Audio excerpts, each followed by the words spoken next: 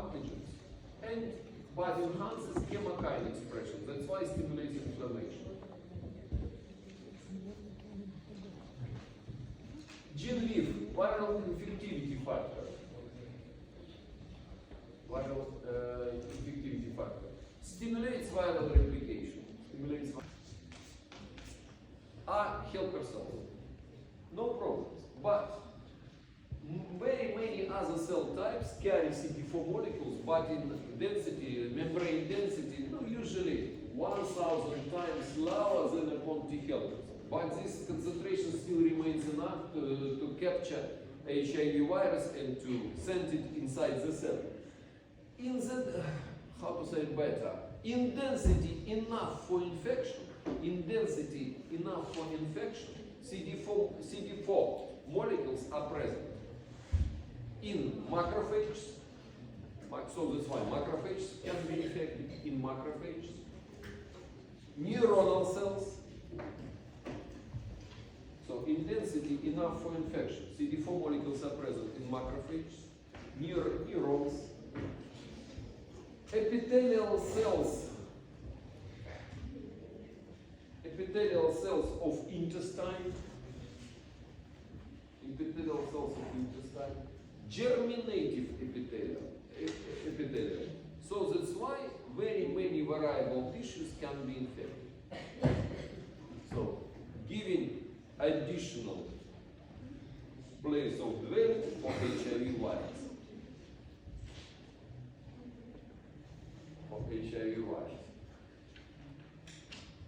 So, macrophage is the place of storage of HIV in the host. Macrophage is the place of storage of HIV in the host. They are resistant to cytopathic effect of virus. And spread the virus throughout the body. Possible to conclude macrophages here play a role of so-called Trojan horse.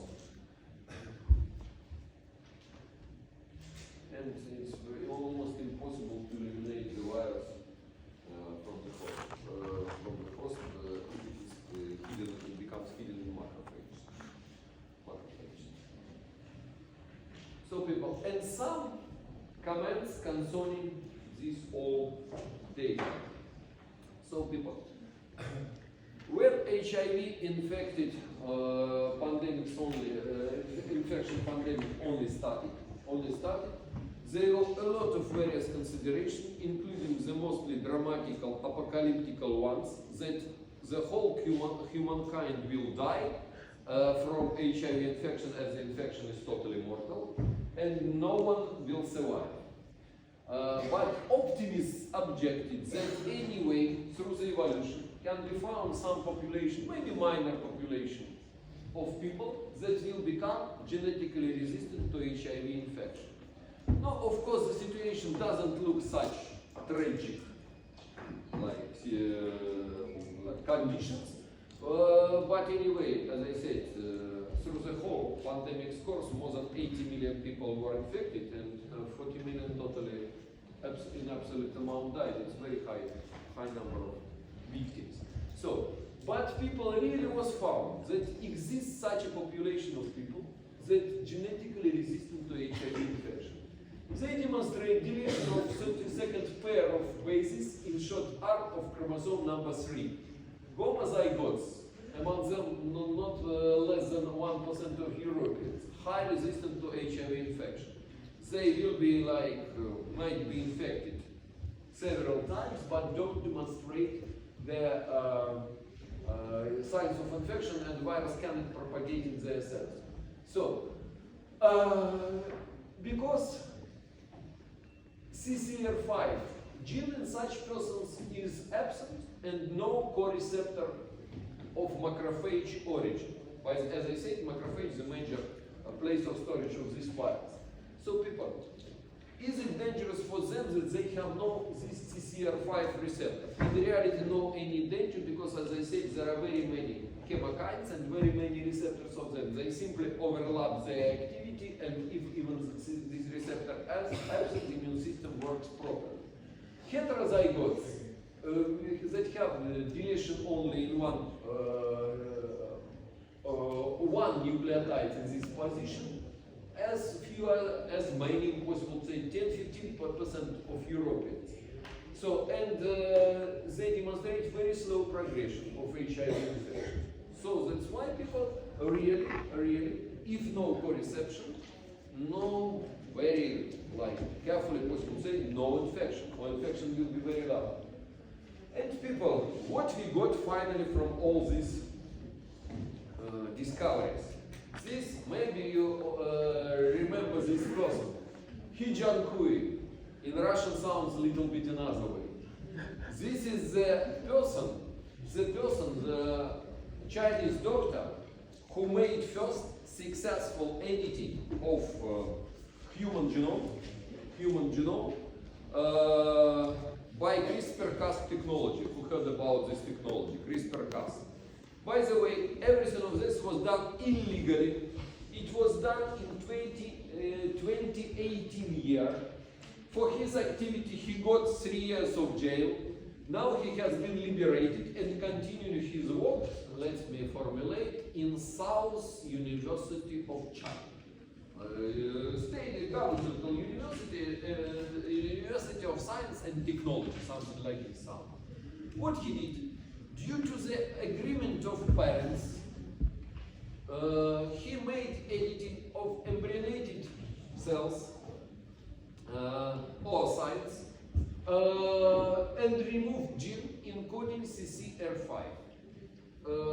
Parents expected that their kids will be genetically resistant to HIV.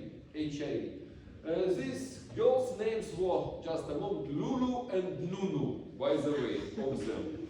Lulu and Nunu. So people, by the way, of course, after it was successful birth of both girls. So, and their biography now is totally hidden from all extra activities. No one, maybe they got new names, I don't know. So, but their life, they successfully developed, but who knows? To check, did they get protection against an HIV by such intervention or not? It's possible to do only one way, to infect them with HIV. Of course, no one will do that. Let's again analyze. So, that is people. But I have to say, it's possible to support this method or totally disagree with such approach. But at least this is the first doctor who made editing of human genome. At least the object of editing survived. At least, is this editing successful or not? Future maybe will show. Okay. Reproduction of virus, viral replication cycle. Virus binds to CD4.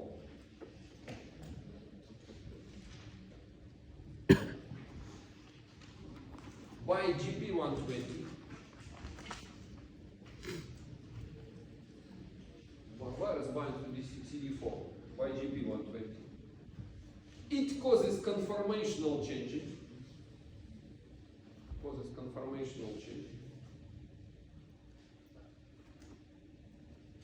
With additional binding of GP41 to co-receptor. With additional binding of GP41 to co-receptor, by the way. Oh, here it is, the excellent picture illustrating this. Oh, this is GP. Just a moment.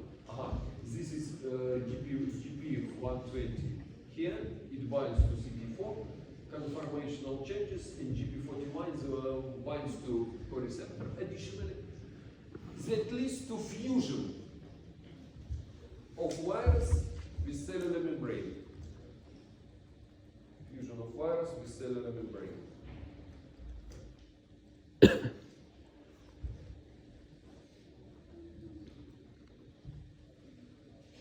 Uncoating occurs in cytoplasm. Uncoating occurs in cytoplasm.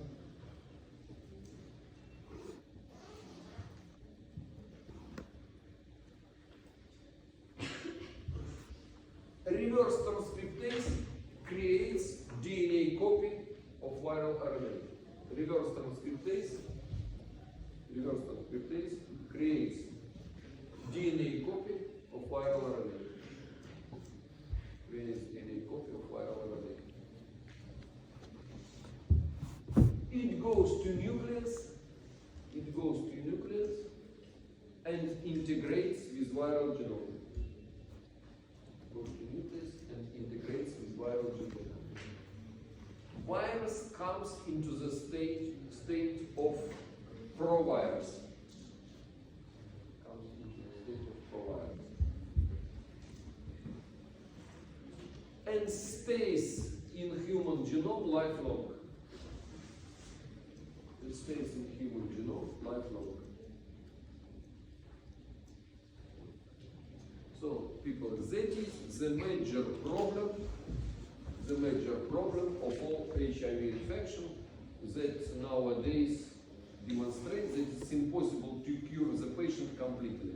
Because up to now there are no remedies how to remove this provirus from human chromosomes.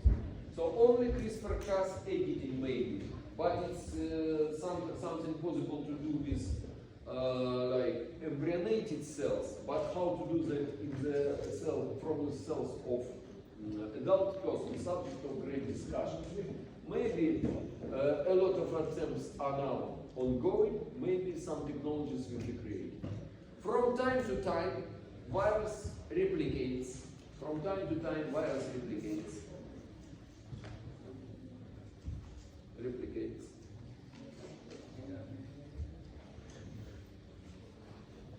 Creating new copies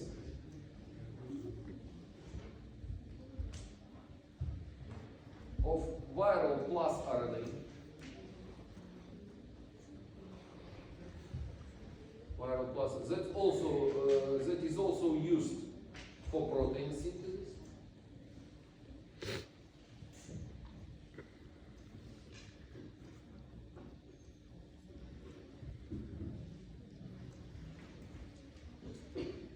Viral proteins are treated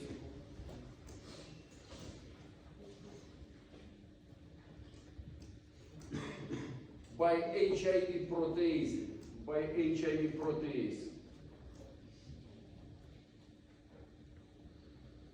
into final forms, so-called processing of proteins, are treated by viral HIV proteases into final forms. Assemblage occurs in cytoplasm.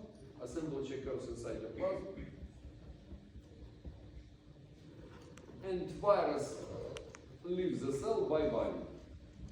Virus leaves the cell by binding.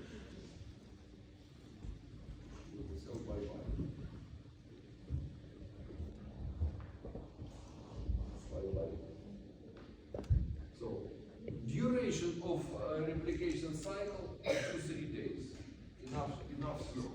Duration of replication cycle from 2 to 3 days. Some pictures illustrate that one. Now, by the way, here there are some steps of binding. So, fusion of the, and here it is electronic microphotograph indicating, of course, false colored by computer. You see that the cells have very many viral copies which are adjusted to them, attack them, and finally cause cellular destruction. By the way, this is the essential steps of viral release from the cell by body. Finally, it goes. Viruses destroy primarily. Viruses destroy several groups of CD4 positive cells. Several groups of CD4 positive cells. First of all, naive T helper cells and memory T cells. These two groups are especially sensitive for destructive activity of virus. Mechanisms of cellular destruction, mechanisms of helper's destruction.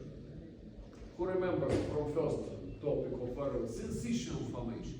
They cause incomplete fusion of T helper cells, making multicellular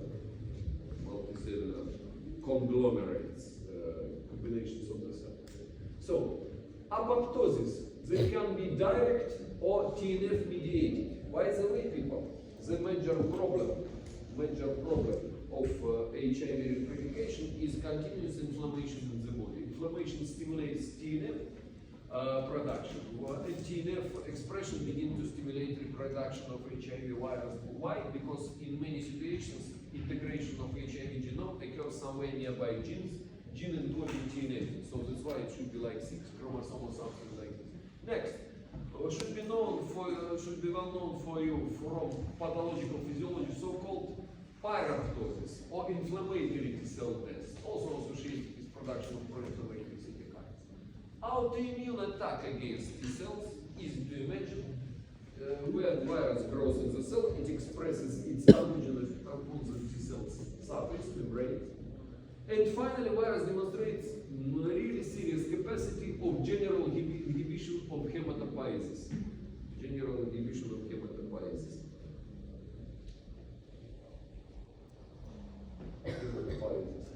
What does it lead to? It leads to, due to the massive elimination of T cells, it leads to immunodeficiency. That will be secondary, of course. That will be manifested by opportunistic infections, tumors, and potential development of immunopathology.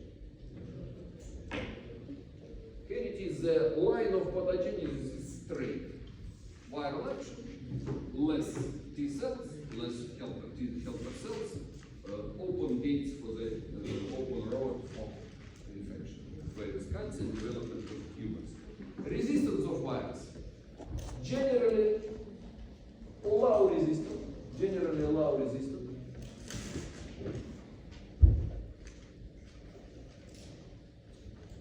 Easily destroyed by heating.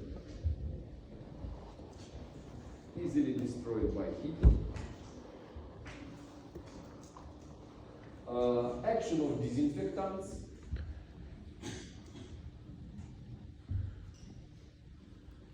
But may stay even in dry blood,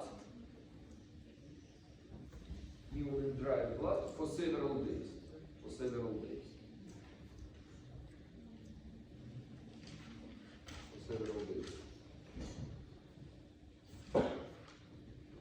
So, characteristics of the infection. What will take you know? Characteristics of the infection. Source of infection, human. Source of infection, human infected with HIV. Source of infection, human.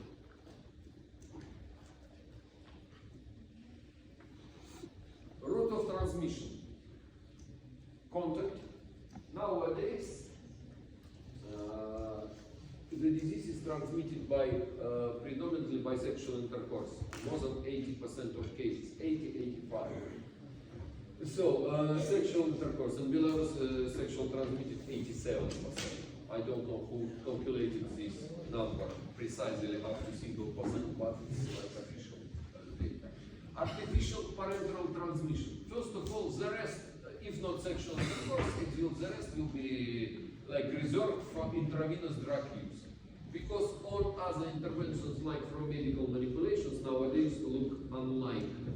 First of all, the virus is enough, not resistant. And second thing, nowadays the medical manipulations are easily controlled, and moreover we use dispensing syringes, systems for blood transfusion, and so on. Very difficult nowadays to acquire HIV through some medical manipulation.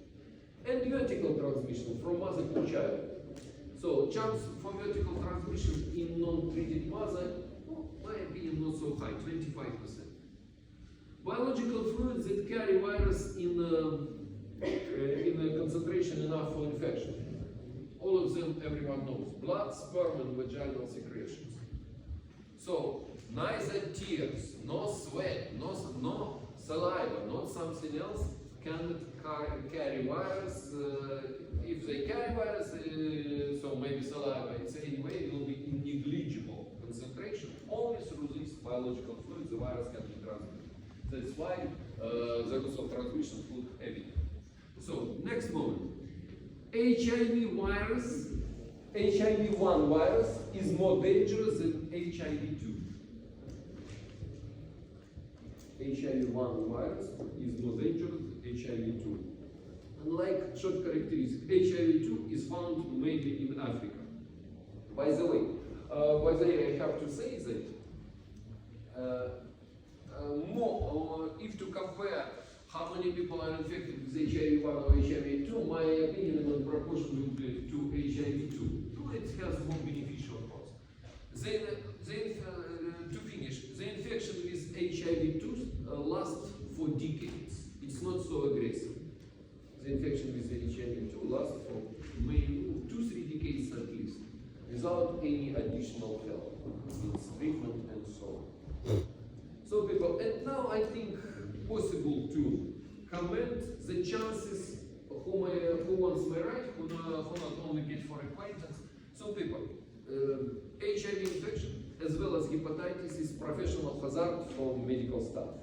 And what are the chances if occasionally someone got contact with HIV-infected blood? So it may occur through transcutaneous penetration, superficial lesion and so on. You see, transmucosal application, so occasional scratch. So, if to make prick with infectious needle, chance for to get HIV 0.3%.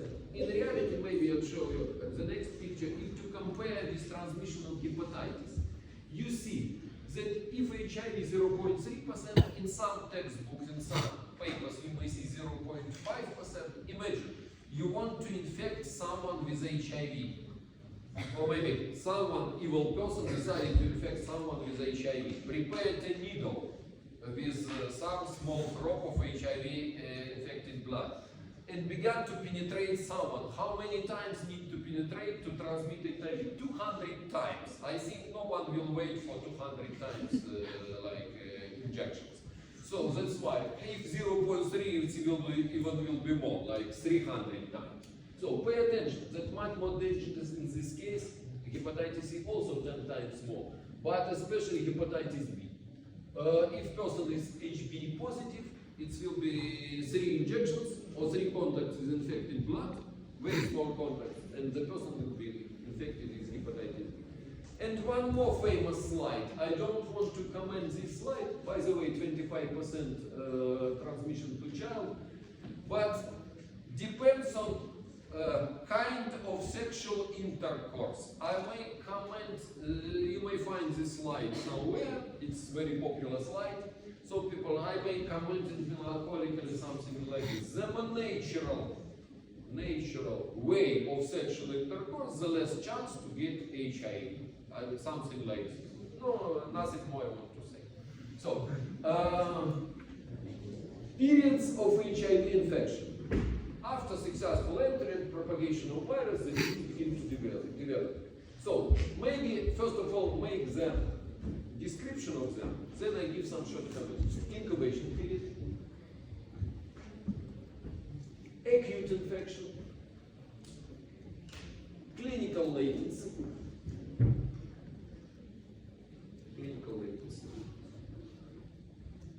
persistent so-called generalized lymphadenopathy,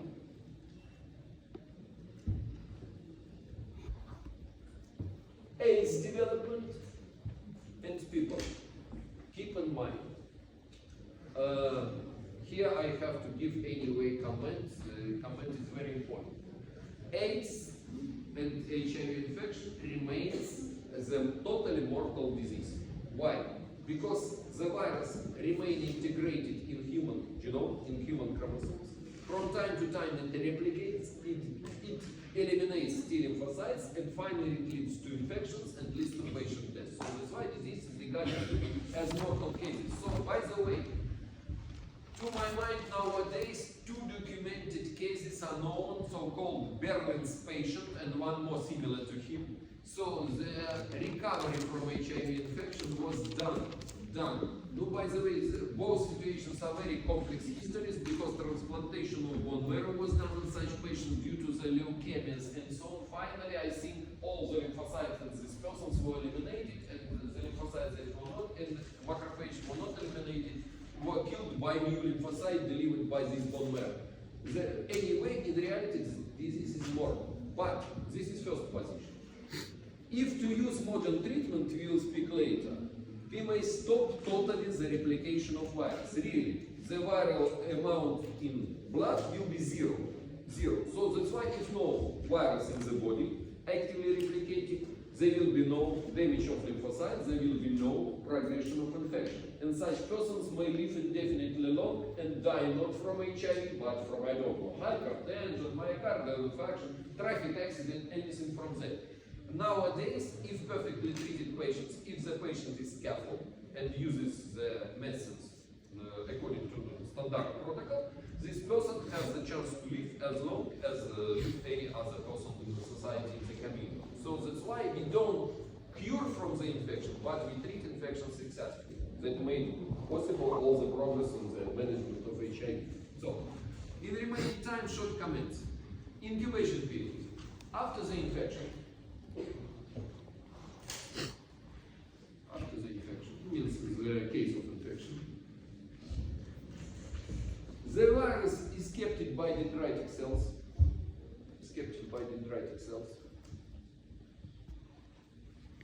and delivered to regional lymph nodes,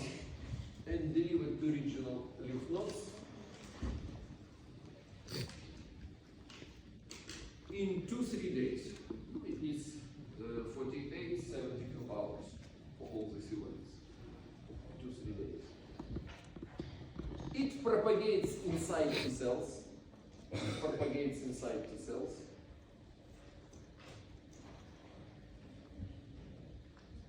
Spreads throughout the body.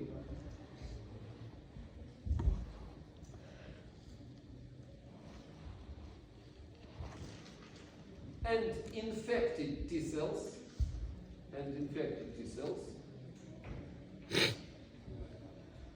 will be destroyed by T killers.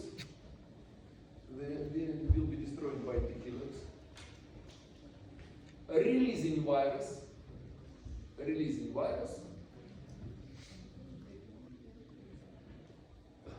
and causing general symptoms like fever.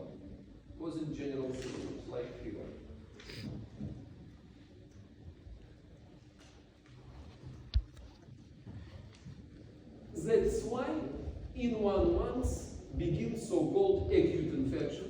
So possible to speculate that the real incubation period in HIV nearby 1 month. Demonstrating acute infection in 1 month, through 1 month of such hidden propagation. Acute infection demonstrates, it occurs usually like in 2/3 of patients.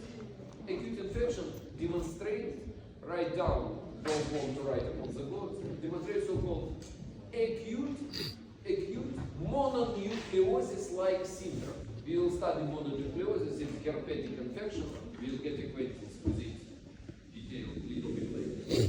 The infection looks like acute mononucleosis-like syndrome. So that's why this acute infection looks like common cold. By the way, I had no HIV, so that's why I cannot compare, but I think symptoms will be typical like mild COVID-19. Something sneezing, something coughing, something enlargement of lymph nodes, temporary and so on.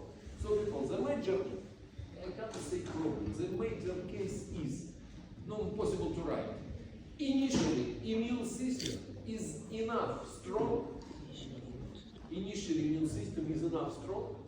to eliminate active virus. So virus disappears in most of like its amount disappears from bloodstream. Is enough to eliminate most of virus. And disease comes to clinical latency. Sometimes this clinical latency is incorrectly named as incubation period. But incubation period was before. Incubation period in reality is not long. But clinical latency. where amount of virus not enough to kill many T cells, but this number increases and increases, but still no symptoms. So people, it lasts up to 10 years. Maybe in case of HIV too, even longer. So that's why these people feel themselves clinically healthy. The major problem, these persons will actively infect their colleagues. Due to the decrease of immune system, the disease comes into persistent generalized lymphadenopathy. Persistent generalized lymphadenopathy. Enlargement of lymph nodes. But say generalized enlargement of lymph nodes. So people lasts for 1-2 years usually. This persistent generalized lymphadenopathy. By the way, most of clinical diagnosis before laboratory error of diagnosis of HIV, the patients were infected persons were diagnosed by this lymphadenopathy. By the way, enlargement of lymph nodes might be in any person, in any time, from any reason. Typical, for example, submandibular lymph nodes due to toothache or something like this. So people watching such patients, unusual lymph nodes will be enlarged, like supraclavicular, subclavicular, somewhere inside cubital, nearby cubital vein means elbow-like, somewhere like underneath, and so on. So that's why it will be real lymphadenopathy affecting unusual lymph nodes. Then, the stage of pre-AIDS and AIDS, then the stage of pre-AIDS and AIDS that results in death of patient. Pre-AIDS and AIDS and the death of patient. About opportunistic infections that will follow AIDS and pre-AIDS, as well as about laboratory diagnosis, prophylaxis and treatment, I think we'll continue next lecture. Next lecture that will be next week. Okay, enough for today. Leaders of the group, please mark the presence of